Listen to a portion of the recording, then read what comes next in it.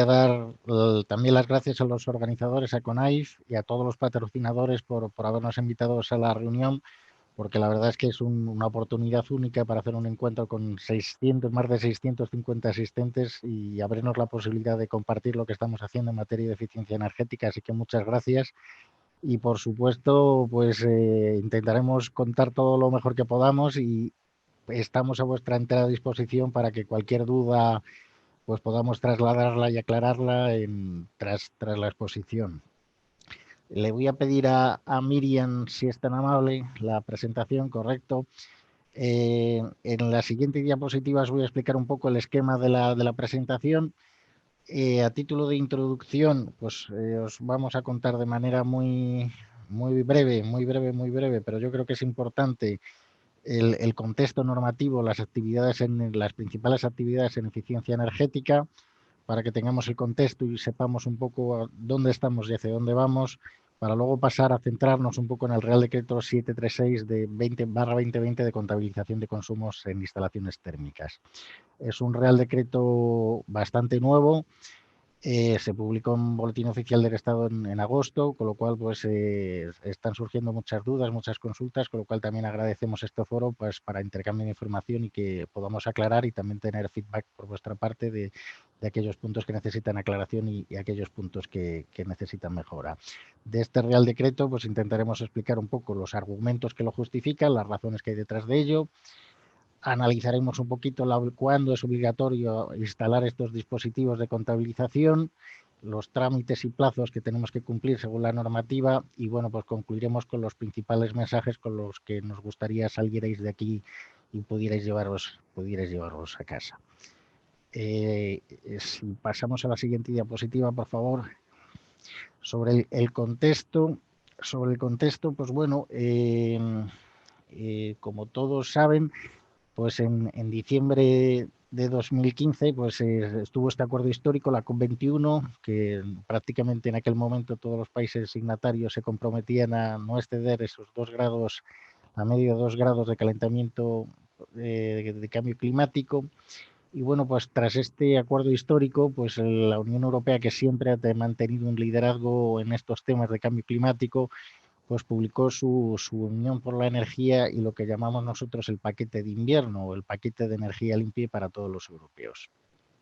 Este paquete de invierno, paquete de energía limpia para todos los europeos, es el mayor paquete legislativo que ha sacado la Comisión Europea en materia de energía en todos los tiempos. Y bueno, pues fundamentalmente consistía en que hay el compromiso de la Unión Europea por reducir los gases de efecto invernadero en el horizonte 2030 de un 40% respecto a los niveles preindustriales. Y bueno, pues también el compromiso de todos los países de la Unión Europea por trabajar de manera coordinada y de manera muy preparada y de manera muy sosegada. De tal manera que esto supuso pues una obligación a todos los Estados miembros de trabajar coordinadamente y de hacer un muy amplio despliegue de normativa. La diapositiva refleja pues todo lo que se ha venido haciendo, es decir, ahora mismo se está tramitando un proyecto de ley de cambio climático, de tal manera que con rango de ley pues trabajemos con objetivos muy claros, que estos objetivos estemos comprometidos con rango de ley a satisfacerlos. También se ha elaborado un Plan Nacional Integrado de Energía y Clima, en el cual se esbozan las principales medidas con las cuales vamos a trabajar. Tenemos que tener muy claro los objetivos, no solo los objetivos, sino también cómo llegar a ellos. También tenemos que tener claro que en este proceso, que es no me atrevo a decir una revolución, pero sí una evolución muy fuerte, pues nadie se puede quedar atrás, ningún sector se puede quedar atrás, con lo cual se ha elaborado una estrategia de transición justa, también una estrategia más a largo plazo, en el escenario 2050, muy importante los edificios, cómo se van a renovar para que sean más eficientes energéticamente, una estrategia de pobreza energética, una estrategia de movilidad sostenible, una estrategia de almacenamiento energético y una innumerable cantidad de documentos, cantidad de estrategias, cantidad de planificaciones y cantidad de normativa que sería pues muy difícil recogerla aquí de una manera exhaustiva. No solo esto, sino el año pasado también con la nueva Comisión Europea, con la Comisión de Ursula von der Leyen, se publicó el Green Deal, el Pacto Verde Europeo, que no es otra cosa que un compromiso de ir más allá de la reducción del 40% de la reducción de de gases de efecto invernadero. El Green Deal apunta a un mínimo de 50, intentando llegar a ese compromiso del 55% de reducción de gases de efecto invernadero. No solo ese compromiso, sino que también pues implica pues un modelo de negocio, es decir, trabajar en un nuevo modelo de negocio de tal manera que Europa, los países europeos, podamos ser más competitivos y desarrollemos nuevas líneas de negocios que también nos hagan destacar en términos económicos. También tenemos en paralelo, pues ha ocurrido el COVID-19, la crisis sanitaria de la COVID-19, y bueno, pues la Comisión Europea también ha sacado el paquete de recuperación, que en el caso de España pues le corresponden del orden de 140.000 millones de euros, es decir, aproximadamente el 11% de nuestro PIB, y esos 140.000 millones de euros pues se van a articular o se van a invertir en dos líneas fundamentales, que es transición digital y transición ecológica. Con ello quiero concluir que la transición ecológica es un tema de absoluta prioridad, no solo a nivel nacional, sino a nivel europeo, y consecuentemente pues se está trabajando a tope para llegar a estos límites. Ya en concreto, lo que refiere a nuestra subdirección de eficiencia energética, pues estamos revisando pues, y mejorando, intentando mejorar todos los reglamentos relativos a eficiencia energética, es decir, pues estamos revisando cómo vamos a certificar nuestros edificios desde un punto de vista de eficiencia energética. Estamos revisando el reglamento, el RITE, para cómo se tienen que diseñar nuestras instalaciones de climatización en nuestros edificios. Se están revisando los reglamentos sobre cómo se van a alumbrar de una manera más eficiente nuestras calles. Se ha revisado y se sigue revisando el Código Técnico de Edificación para que nuestros edificios sean más eficientes, para que tengan punto de conexión para vehículo eléctrico. Hemos sacado recientemente el Real Decreto 736, que es luego donde centraremos la ponencia, para que el consumo de energía de los edificios, fundamentalmente que se debe a temas de climatización, pues seamos más eficientes, más inteligentes y lo consumamos mejor. También se está revisando las maneras para financiar todos los aspectos de eficiencia energética, con las medidas que se incluyen en el Real Decreto Ley 23-2020. Eso a nivel nacional. La Comisión Europea, por su parte, sigue trabajando en paralelo y si bien pues, había publicado hace poco sus principales paquetes, sus principales directivas y sus principales reglamentos, tras la publicación del Green Deal, está considerando y ha considerado apropiado y va a proponer en breve pues, la revisión de sus principales directivas, las directivas de eficiencia energética, las directivas de energías renovables, el régimen de comercio de derechos de emisión. Con eso quería decir que la actividad es frenética, el asunto es de mayor importancia y la prioridad yo creo que es total a todos los niveles, a nivel político, a nivel financiero y a nivel nacional y a nivel de la Comisión Europea. Miriam, por favor, si puedes pasar la diapositiva. Ya con esta pequeña introducción del marco normativo que quería hacer, en el cual pues he puesto de manifiesto la importancia de la transición ecológica y también el tema de la eficiencia energética, es decir, la eficiencia energética se identifica en todas las medidas bajo el principio de la eficiencia energética. Lo primero, es decir, antes de hacer nada, antes de instalar renovables, antes de hacer cualquier tipo de gestión, lo primero que tenemos que ser es eficientes energéticamente y tras ser eficientes energéticamente, pues vendrán todas las medidas. Se instalarán energías renovables, se pondrán otro tipo de medidas. Pero lo primero y el principal motivo es la eficiencia energética, lo primero. Intentando ya centrarme en el Real Decreto 736-2020 de consumos individuales en instalaciones térmicas de edificios, pues bueno, quería comenzar un poco dando unas pinceladas de la información que existe disponible. Por parte del IDAE, en su momento, se publicaron algunas guías, que son las que se reflejan en la diapositiva, la guía de contabilización de consumos y una guía de instalaciones centralizadas de calefacción y agua caliente sanitarias en edificios. Estas guías son un poco antiguas, datan de 2007-2008, pero aún así pues contienen información técnica interesante que creo oportuno mencionar y que quería reflejar en esta diapositiva. Se está elaborando en estos momentos una guía específica, especialmente diseñada y intentando explicar con más detalle el Real Decreto 736, que es la imagen que se refleja en la diapositiva en la parte de la derecha, cuya publicación yo diría que es inminente, probablemente yo diría que quizás la semana que viene, y en la cual pues, se darán todos los detalles e información adicional sobre el Real Decreto 736. Con lo cual yo creo que si en esta ponencia algún aspecto no queda claro, pues yo creo que en esta guía pues se podrá encontrar información adicional. Miriam, por favor, si puedes pasar la diapositiva. Antes que nada, pues quería un poco explicar o argumentar la razón de este Real Decreto. La principal razón de este Real Decreto es, pues bueno, la base de todo eso es el derecho que tiene el consumidor a conocer.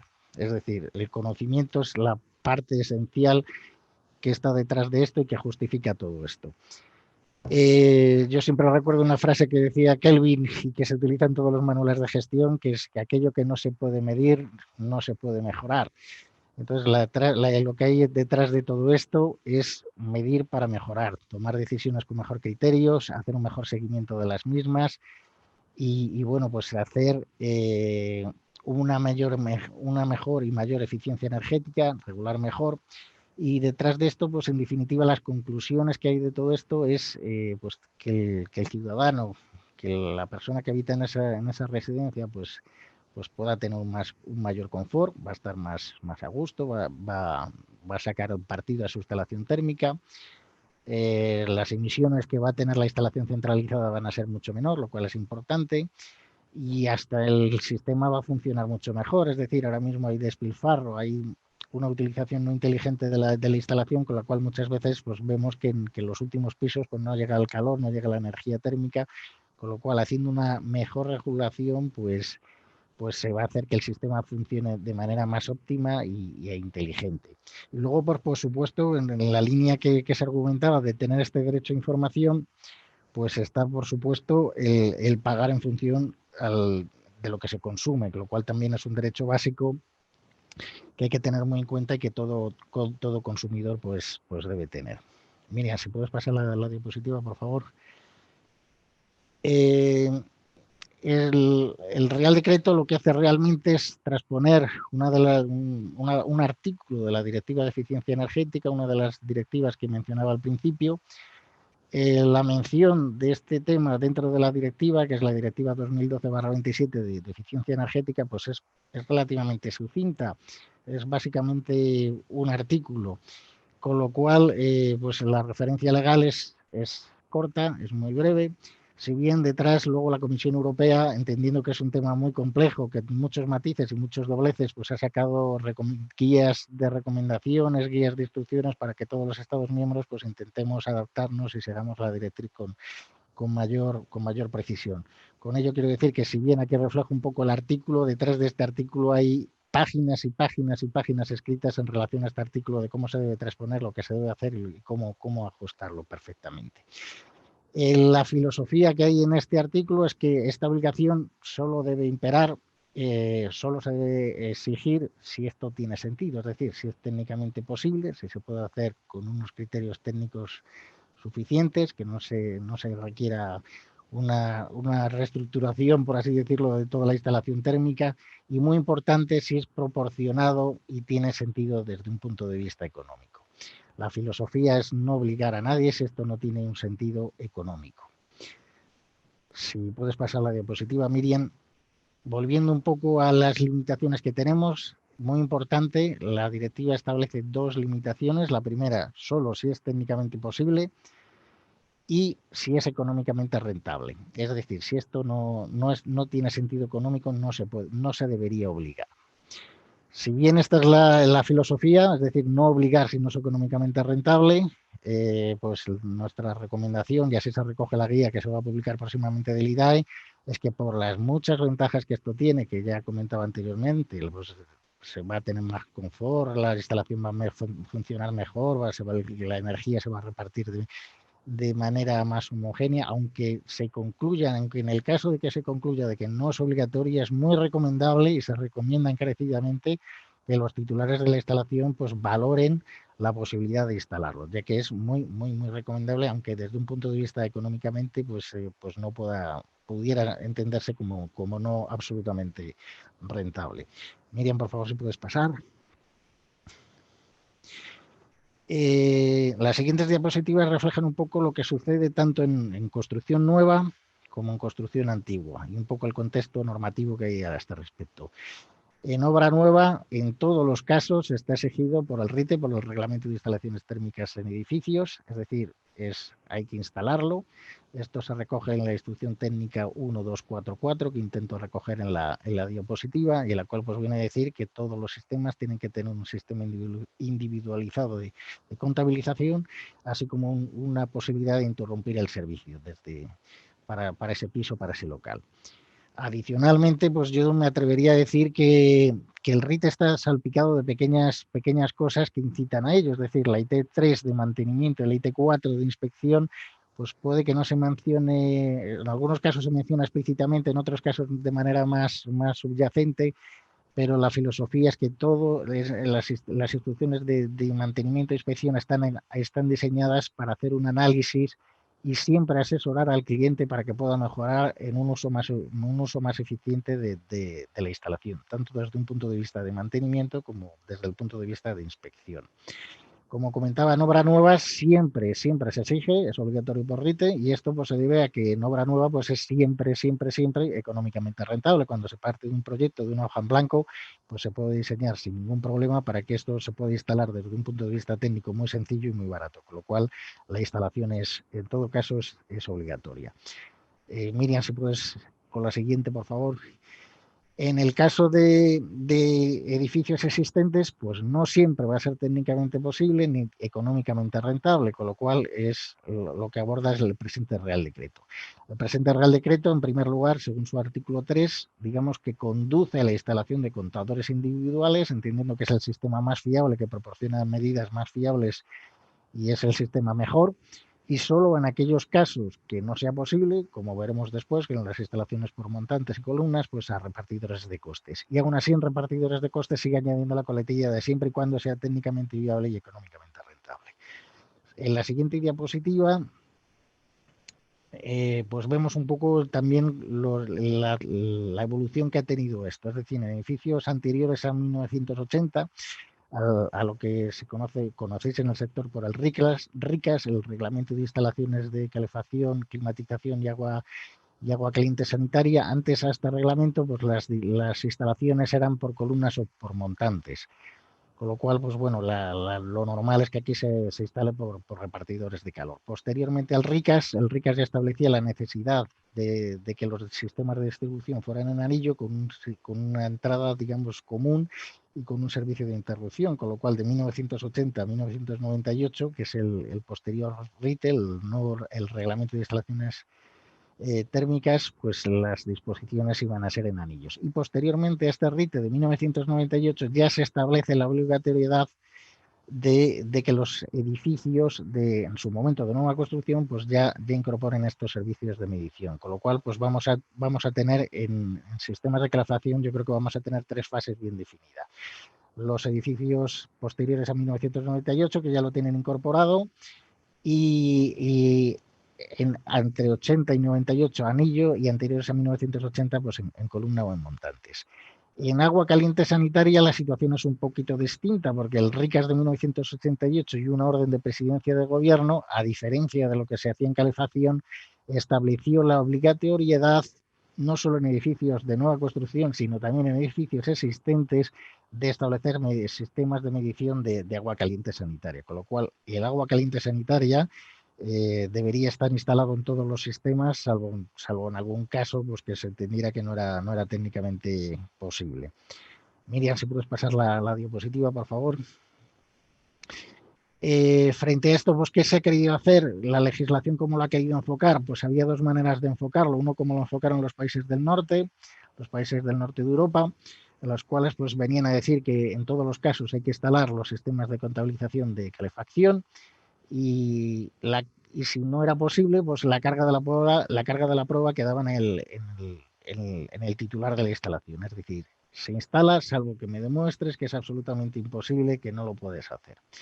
En el caso de España, que tenemos zonas de clima más amables, especialmente algunas zonas, pues se entendió que no era la aproximación más adecuada, y se intentó hacer una aproximación en la cual pues se intentaba razonar la rentabilidad económica y la viabilidad técnica con el ánimo también de que implicar al titular en cierta manera y acompañarle, y muy importante también convencerle de que el proceso, de todo el proceso, del análisis de la rentabilidad económica y también de convencerlo un poco del interés de hacerlo. ¿Cómo se articula esto? Pues en primer lugar hay un análisis muy preliminar, un análisis bueno, que se puede realizar de manera muy sencilla, prácticamente pues en 5 o 10 minutos. El primero, en una zona se excluyen aquellos edificios que están en determinadas zonas geográficas del Código Técnico de Edificación, las zonas más templadas, las zonas alfa, A y B, que básicamente son las Islas Canarias, Baleares, un poco de la costa mediterránea y ciertas zonas de la cuenca del Guadalquivir.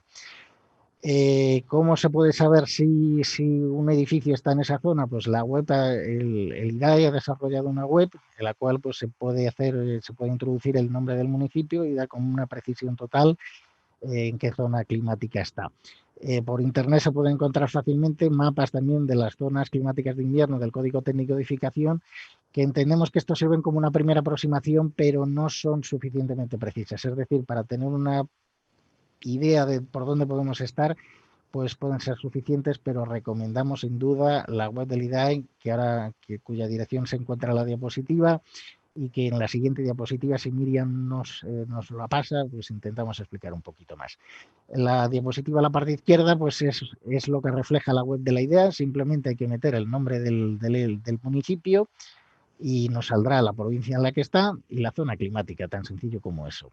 Decía no utilizar los mapas que están por internet y demás porque pueden inducir a error. Aquí he puesto un ejemplo un poco quizás extremo, quizás un poco provocativo, de Granada. He puesto Granada porque, como siempre anuncian en su publicidad, pues ofrece nieve y ofrece playa. Entonces, pues bueno, por ejemplo, en las zonas próximas de la sierra, de Sierra Granada, pues en Berluches en concreto, pues tendremos una zona ahí, y a pocos kilómetros de Berluches, ya próximo a la playa, pues tendremos, por ejemplo, Motril con una zona A. Entonces, este tipo ya de distinciones en zonas próximas, pues en mapas que existen por internet no son suficientemente precisos, con lo cual recomendamos encarecidamente utilizar la web del IDAE. Miriam, por favor, si puedes pasar. Entonces, el anexo 1 también incluye algunos casos de exclusión por falta de viabilidad técnica. Aquí me gustaría aclarar un poco el alcance de lo que es el anexo 1 y de lo que no es el anexo 1. El anexo 1 no es una lista exhaustiva, es decir, el anexo 1 da algunos casos, aquellos casos que pueden ser más frecuentes y más sencillos de identificar, pero es absolutamente imposible identificar todos los casos o haber hecho una lista exhaustiva de todos los casos en los cuales puede haber inviabilidad técnica. Entonces, pues bueno, aquí se recogen algunos, como pueden ser el caso de los ventiloconvectores, los aerotermos, o en sistemas que están conexionados en serie en monotubos, con lo cual si cortas un radiador, pues te obligas a cortar a otros radiadores que puedes dejar a tu vecino sin suministro de calefacción. Si pasamos a la siguiente diapositiva, Miriam, por favor. Aquí pues refleja pues un poco, simplemente en monotubo, pues la cantidad de casos que se pueden presentar. Abajo a la izquierda pues habría un radiador que se pone una llave, se corta al siguiente. Abajo en el centro pues tenemos un sistema monotubo con bypass. Un poquito más arriba tenemos un monotubo con válvula. En la derecha tenemos un monotubo en columna, es decir, los casos que se pueden presentar son múltiples, son muy variados, y yo creo que hay que analizarlos caso a caso. Insisto, el anexo 1 no es una lista exhaustiva, intenta reflejar casos muy frecuentes y también con ánimo de ayudar a identificarlos un poquito mejor. Miriam, por favor. En este análisis de la viabilidad técnica, pues ¿quién debe participar? Pues quien lo debe activar, por supuesto, es el titular de la instalación, y para ello recomendamos que se apoye en la empresa mantenedora que lleva el seguimiento de la instalación. ¿Por qué la empresa mantenedora? Porque por RITE están obligados, pongo aquí la instrucción técnica, a prestar un asesoramiento al titular, un asesoramiento en materia de eficiencia energética, con lo cual uno de los temas que estarían obligados a asesorar al titular de la instalación es si su instalación es viable o no es viable. Cosa que pensamos que para una empresa mantenedora que lleva en la instalación pues a lo mejor bastantes años, pues es relativamente fácil, es relativamente inmediato, ¿no? Aparte también por RITE, la empresa instaladora, en especial para instalaciones superiores a 70 kilovatios, pues también están obligados a llevar un registro, digamos, de todas las evoluciones de los consumos energéticos, por lo cual también a efectos de análisis de rentabilidad económica también pueden prestar bastante apoyo. Entonces la empresa mantenedora puede jugar aquí un papel muy importante. Miriam, por favor, si puedes pasar la diapositiva. Entonces, pues bueno, en todo este procedimiento, si en el primer análisis, en este primer filtro, en este primer análisis previo saliera que no es posible, pues tanto el titular como el mantenedor pues deben presentar ante el organismo competente de la comunidad autónoma donde se encuentre pues los anexos que figuran en el Real Decreto, anexo 2 y anexo 5, que simplemente es una declaración de modelo responsable pues para asegurar que están obrando de buena fe y con buen criterio y que cuando se haga una inspección pues se pueda revisar los datos oportunamente. En la siguiente diapositiva pues ya vemos un poco, entramos en el análisis de la rentabilidad económica.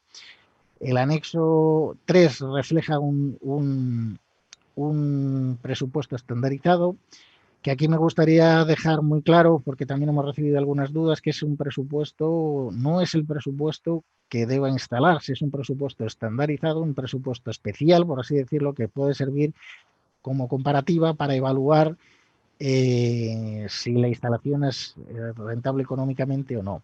Es decir, que este presupuesto no tiene que ser porque el que se instale finalmente. Es más, sería muy deseable que no lo fuera, que incorporara otras cosas que en este presupuesto no va.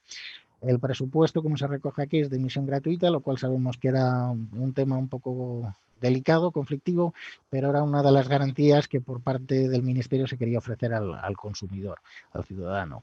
En la siguiente diapositiva intentamos explicar un poquito más.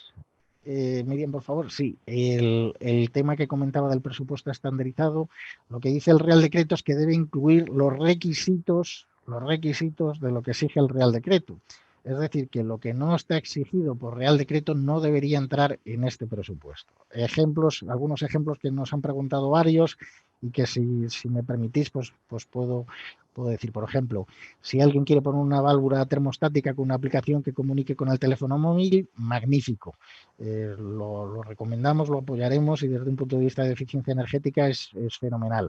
Pero no es algo que exija, es un plus, digámoslo así, no es un básico que exija el Real Decreto, con lo cual no debería entrar en el presupuesto estandarizado. Lo mismo las válvulas termostáticas.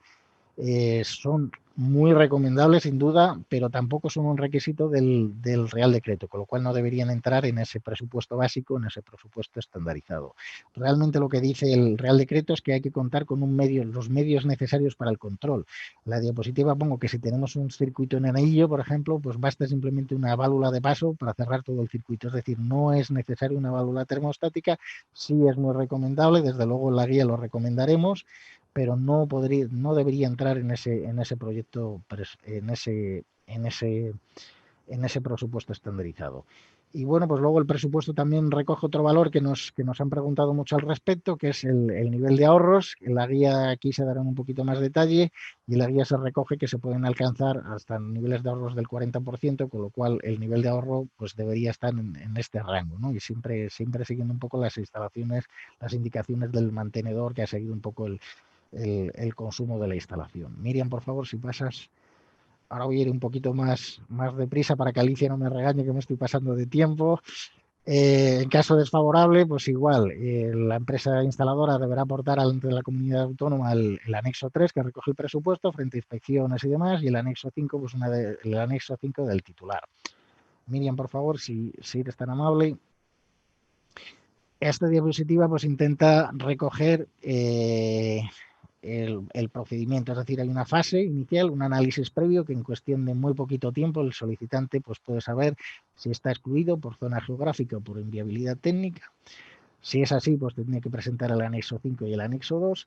En el caso de no exención, tiene que seguir trabajándolo un poquito más, tiene que pedir uno o varios presupuestos y en función de eso ya determinar la rentabilidad o la exención.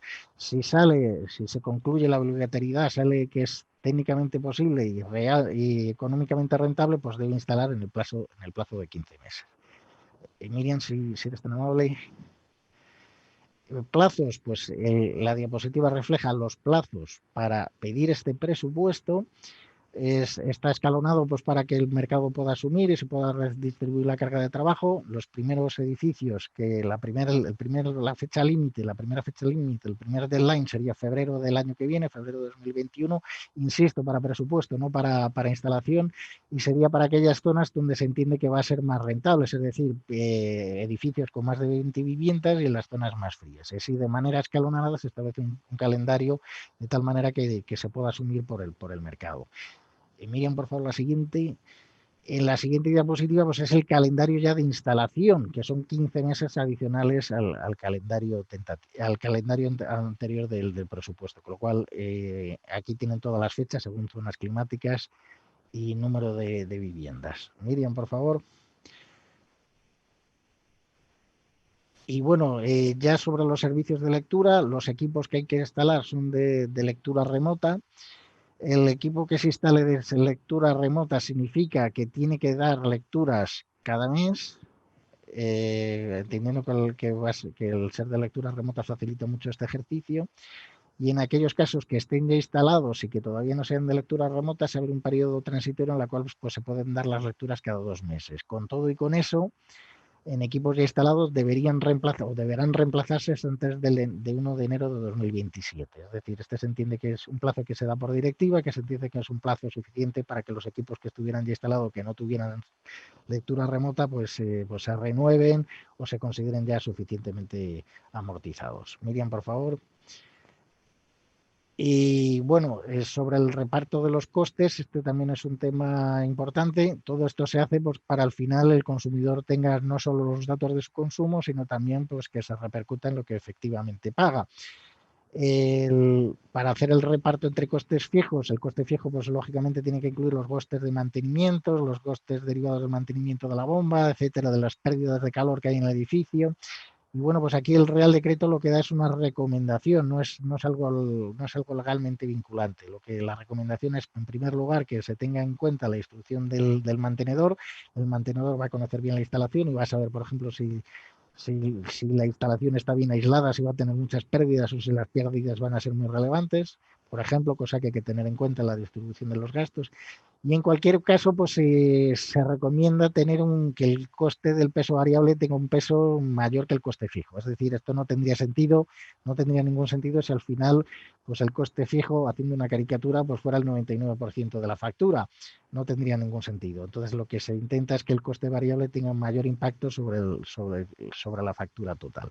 También contempla aquellos casos en los que un vecino no haya podido o no haya querido instalar el sistema, pues también se le contempla que se le va a aplicar el mayor ratio posible. Miriam, por favor.